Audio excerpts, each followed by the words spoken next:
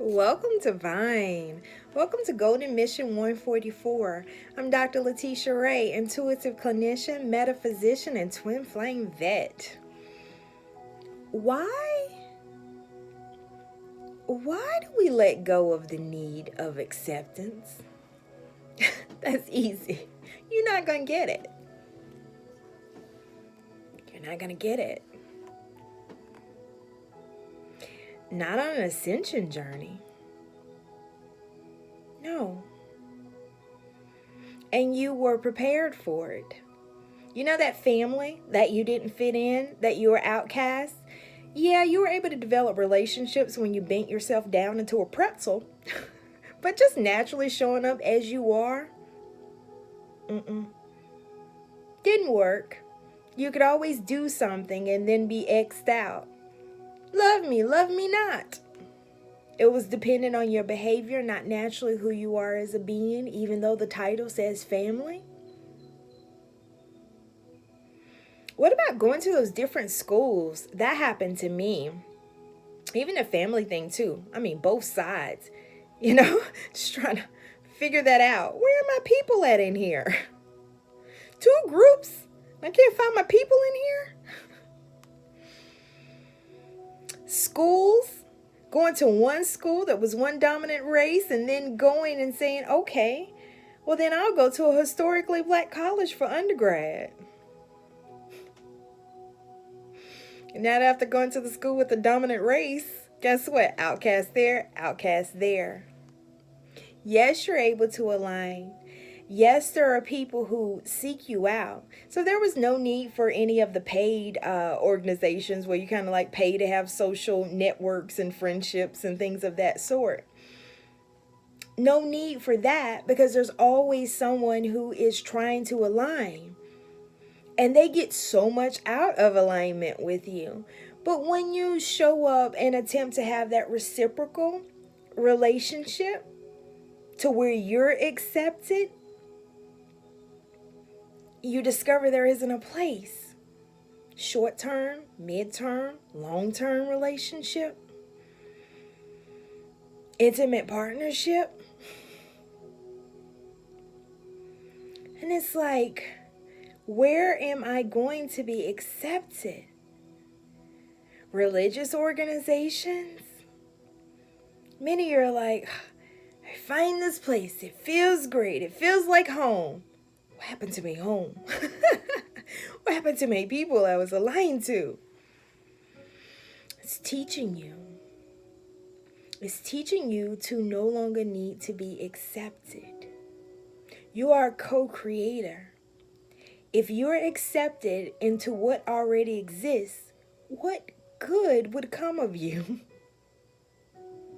That sounded horrible, didn't it? What good would we get out of you? What would you want to co-create? See, one of the things that I learned on my journey was exterior didn't matter. Internal mattered. So I was already on the soul path. Just being outcast from the external path. You see where I'm going? You were geared for this. The different religions that I studied taught me it's not the religion. It's the witness. Witness of what? Divine beings. They're all telling the story of divine beings. They're witnessers of divine beings. Then next thing I know, the twin flame journey led me to, well, who are they? That would be you. What does that look like? It's no secret that my original start out religion was Christianity.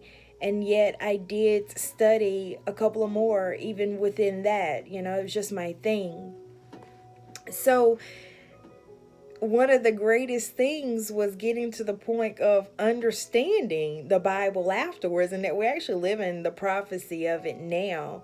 The New Testament is what's the new that's going to happen. And then when you hear what God is always doing a new thing, Well, we're actually in those prophecy times. No secret than this channel being 144, and then I being told in the Target parking lot that it would be Golden Mission 144. I didn't even relate it to the 144 in Revelations that I had always heard growing up. But yet, even thinking about the story of Jesus, it was like, you only get 3 options here. It was like, well, what are those 3 options? You see, Jesus was cast out, hometown, none of them, they didn't get him. It's like, you're a carpenter. You're son of a carpenter. This is what you do. It's like, I'm a divine being. God talks to me and aligns to me. Went right on, and even developed close disciples. These was his right hands, right? You'll deny me. You'll lie and deny me. And then the one sitting beside him in the Last Supper is the one who put him up for crucifixion.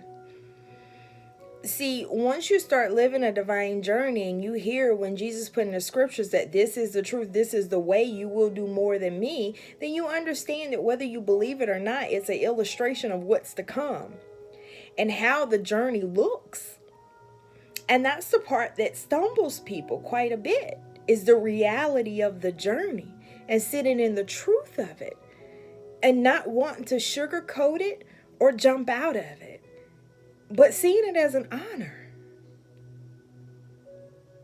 Because at the end of the day, even in that storyline, whether believed or not, whether mimicked or not, it is publicized by many, many people who align to it, which according to the laws of the earth, it's become a thing now because of focused attention by many, many people. So if that has to be lived out, you get 3 positions. Either you are the betrayer, the witnesser of, or the one who rises and ascends after the crucifixion. And what would the right side of God be? It would be a divine co-creator. Right side, co-creator, divine being. That's it. You're recognizing the betrayers. You recognize those who witness. And you recognize who you are. And it's an honor. Historically, people would say, well, people who take that route, they're crazy or they're the mad scientists. Right. The people that wrote what you're reading in the Bible, lived what's being read in the Bible, the ones who created what many people are living out and utilizing today, from power sources to all types of material technologies. Those who decided to listen to their internal voice, their divine voice, and co-create with the divine and not people, that they were okay not being accepted by others, and they used their life. They used their life of when they were continuously outcast to no longer need the acceptance, to then align with the divine and do what they came here to do. Some are peculiar. Some are set apart. Yes, some are witnesses and some are the betrayers of the ones who are set apart. The beautiful part is the co-creation that's happening right now on earth is moving it to a more heart-centered place. So even those who betrayed you are going to be really happy when their kids get to live in a more heart-centered place, considering where we are today. You are co-creating a new earth according to 5D consciousness, which is more heart-centered. Why? Because you have been cast out amongst people and you're at a place now where you understand the importance of soul, the importance of love, what divides, what aligns, what causes harmony, what causes balance, what causes peace. You are who knows that. So yes, those greats that we talk about, those ascended masters who co-created what we've lived out, well, guess what? It's time to co-create something new. And that is the time period that we are moving into. And guess who's up? You. You will be co-creating how the humans on this planet will move forward and interact. The golden mission is always union. Union within self, then union with others. It's a beautiful time to no longer need acceptance. Why again? You're not going to get it. And every time you try to get it, it'll be a disappointing fall until it's not one anymore. Until you see it as an honor to be a divine being who gets to co-create. Who has plans and purposes for them set out in a guiding position. Then you understand it's okay, you were never accepted all along. See you soon.